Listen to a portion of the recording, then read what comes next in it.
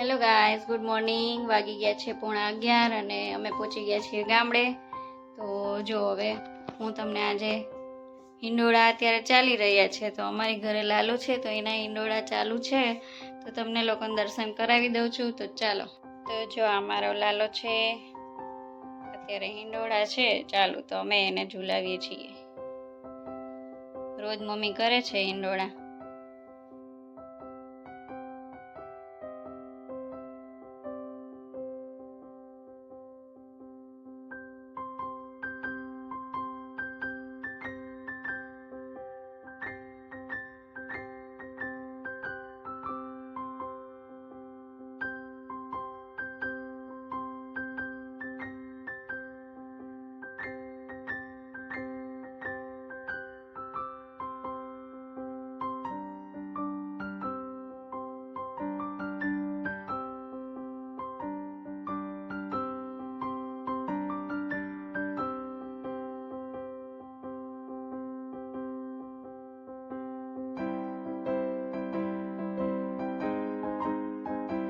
અહીંયા જો થોડાક લઈ લીધા પ્રીસાએ કાનાના રમકડા, પોતે રમવા માંડી હતી અને હવે ગઈ છે એ બહાર. અહીંયા વાતાવરણ થોડુંક અમદાવાદ કરતાં સારું છે, ઠંડુ. ત્યાં તો હજી અમારે એટલો બફારો થાય છે. અને હજી હું તમને અહીંયા અમારું ગાર્ડન બતાવી દઉં, કેમ કે ચોમાસું હતું ને તો વધારે બધું ખીલી ગયું છે, ઝાડવા અને ફૂલ. તો જો હું તમને હમણાં બતાવી દઉં. જો અહીંયા છે ચીની ગુલાબ, કેવા મસ્ત મસ્ત કલરના છે. Yellow, pink, light pink, white છે. અહીંયા મસ્ત થઈ ગયા છે. અહીંયા ગુલાબ છે અમારે. અહીંયા ફોદીનો છે. અમે અમદાવાદ ફોદીનો ગોતીએ પણ આવો તો મળતો જ નથી, અને અહીંયા એટલો નીકળી ગયો છે વરસાદના લીધે. પછી જો આ લીંબુડી છે આપણે, અહીંયા લીંબુ છે. જો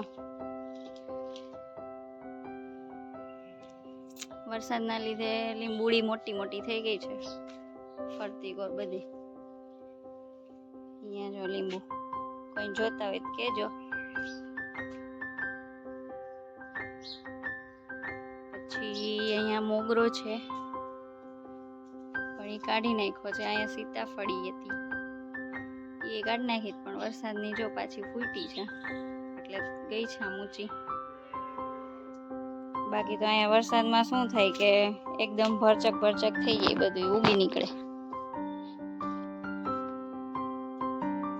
મમ્મીએ સવારના થોડા થોડા ગુલાબ હતા એ લઈ લીધા છે કાનાને ચડાવવા. પાછું અમુક ઝાડની મને ખબર ના હોય શું છે એ, બરાબર?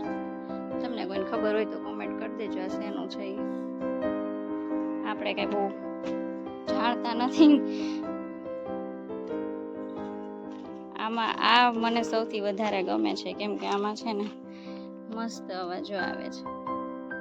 આને શું કહેવાય એ મને કોમેન્ટમાં કહેજો જરાક. બાકી અહીંયા તો અમે કોયલ કહીએ છીએ, કોયલ.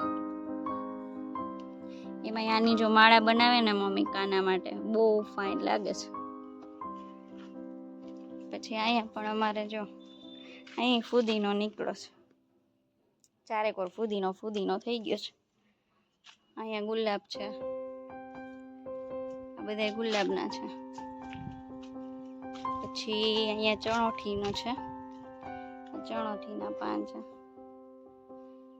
અહીંયા મસ્ત મજાનો મીઠો લીમડો.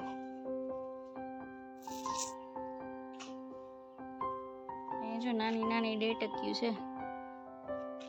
જો જો જો જો કેટલા ટાઈમે જોઈ મેં તો ડેટક્યું. ત્યાં તો અમારે જોવા જ ના મળે કઈ અમદાવાદમાં.